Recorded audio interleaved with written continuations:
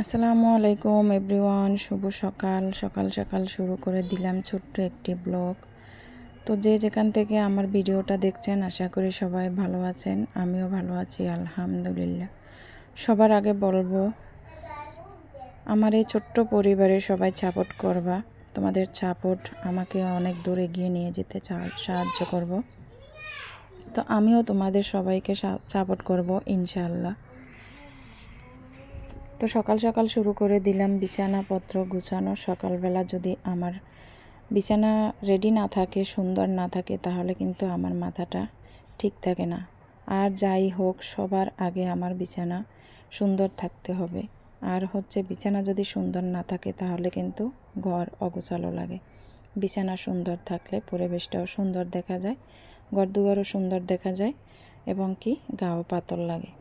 তো আমার সবার আগে বিছানা সুন্দর করা। বিছানা এলোমেলো একদমই আমি পছন্দ করি না, আমার কাছে ভালো লাগে না। তো আমি কালকে এখানে পায়জামা আর থ্রি পিস একটা কেটেছিলাম, তার জন্য এখানে টুকরা কাপড় কিছু পরেছিল, তাই এটা পরিষ্কার করে নিলাম। আর বাচ্চারা এখানে খেলাধুলা করছিল, তাই। তো আমি এখন সামনের রুমটাও আমি ঠিকভাবে ঝেড়ে মুছে নেব। তো এখানেও আমার বাচ্চারা খেলা করে, মানে কি বলবো, আমার 3টে রুম, 3টা রুমের ভিতরেই আমার বাচ্চারা খেলনা নিয়ে খেলা করে। তো ওদের সাথে তো আর যুদ্ধ করতে পারি না, তারপরেও অনেক বকা শুনে সারাক্ষণ। আমি অগোছালো একদমই দেখতে পারি না, পছন্দ করি না।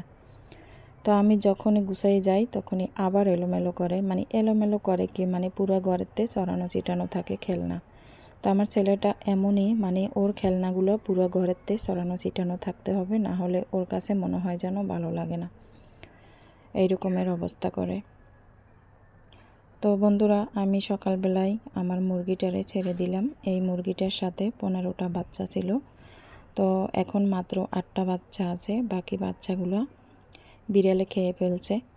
তো আমি এটাকেও ঘরের ভিতরে ঢুকাবো ভেবেছিলাম, কিন্তু ঘরের ভিতরে জায়গা নাই। খাঁচার ভিতরে আরও একটা মুরগি আছে, ওর সাথেও 15টা বাচ্চা আছে। জানি না ওর কী অবস্থা। রাত্রবেলা অনেক মুরগির কিচিরমিচির আবার শুনেছি, এখনও দেখি না কী অবস্থা।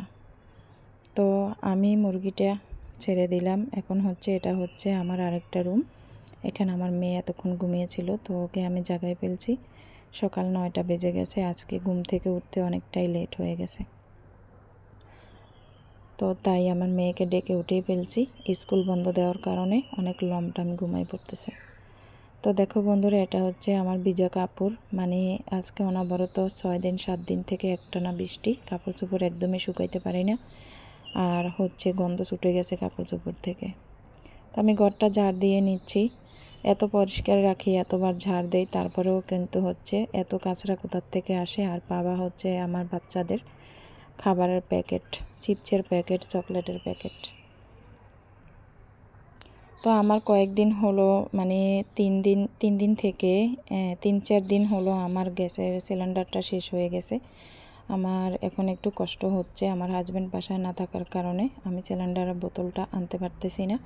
ইচ্ছা করলেই আমার বাজারে আনতে পারি, কিন্তু আমি যাচ্ছি না, কারণ একসাথে যাব। আমার বাচ্চার চুলও কাটাতে হবে, তো চুল কাটাবো আর সিলিন্ডারের বোতল নিয়ে আসবো একসাথে। তার জন্য যাচ্ছি না। বারবার বাজারে যেতে একদমই অশান্তি লাগে, কোমরের সমস্যা, হাঁটতে পারি না।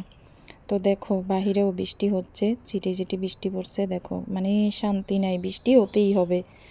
বৃষ্টি যখন শুরু হয়েছে, এখন এটা হতেই হবে। 24টা ঘন্টা একটু একটু করে বৃষ্টি পড়ে। তো এখন আমি চলে আসছি আমার মুরগির ঘরে, ওদেরকে খাবার দেব। খাবার দেই নেই সকালবেলা থেকে, আমি ঘরের কাজটা সেরে নিয়েছি আগে। তো মোরগ ডিম পাড়তে বসে গেছে অলরেডি। তো একটু ওপাশে যাই, কী অবস্থা দেখি।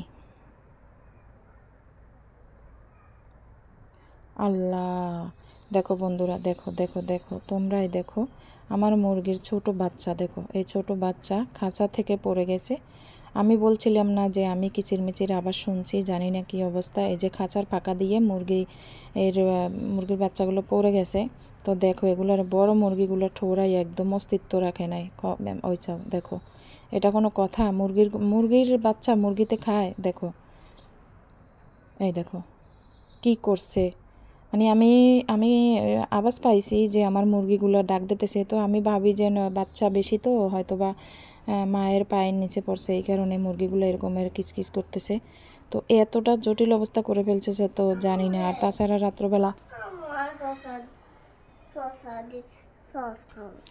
তারপরে হচ্ছে আমি রাত্রবেলা তো আমি একা, আমার হাজব্যান্ডও নাই, তার জন্য আমি রাত্রবেলা আর বের হই নাই। দেখো এই খাঁচার ভিতরে আমার মুরগি 15টা বাচ্চা সহ আছিল, 3টে বাচ্চা অলরেডি মেরে ফেলছে। তো এখানে কিছু করার নাই, আসলে মুরগি পালন করে যারা তারাই বুঝবে একটা বাচ্চা অসুস্থ হলে কেমন লাগে, একটা মুরগি অসুস্থ হলে কেমন লাগে। তো আমি এই মুরগিটারে কিন্তু আমি নিচে বেঁধে রেখেছিলাম কয়েকদিন। এই মুরগিগুলো আমি আলাদা করে ফেলছিলাম বিক্রি করার জন্য। একটা লোক এই মুরগিগুলো নিব বলছিল, আমার সাথে 9,000 টাকা হয়েছে, কন্ট্রাক্ট হয়েছে, শুধু বড় সাইজেরগুলো বাদে। মানে এই যে সাদা বা রাতা এগিয়ে দেখতে পাচ্ছ এটা বাদে, বা এটা মানে এই সাইজেরগুলো বাদে আমার সাথে 9,000 টাকা কন্ট্রাক্ট হয়েছিল। তো উনি আমাকে টাকা পরে দিবে বলছে, তার জন্য আমি দেই নাই। আমাকে বলছে যে ঈদের পরে টাকা দিব। আমি বলছি যে আমার নগদ টাকার দরকার, তার জন্য আমি মুরগিগুলো বিক্রি করতেছি। কিন্তু উনি আমাকে নগদ টাকা দিতেছে না, তার জন্য আমি আর মুরগিগুলো দেই নাই, তাই ছেড়ে দিয়েছি। মুরগিটাকে খাঁচার ভিতরে ঢুকিয়ে দিয়েছি।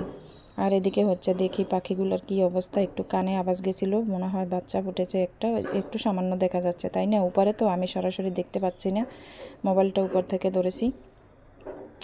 তো সম্ভবত বাচ্চাই ফুটেছে, একটু আওয়াজও আসতেছে, তো ভালো করে দেখা যাচ্ছে না। তো হচ্ছে বন্ধুরা, এই আমার এই সকালের রুটিন। তো আমার ভিডিওটা কেমন হয়েছে, তোমাদের কাছে কেমন লাগে অবশ্যই কমেন্টের ভিতরে জানাইবা। আর অবশ্যই আমার চ্যানেলটা সাবস্ক্রাইব করতে ভুলবে না। সবাই ভালো থাকবা।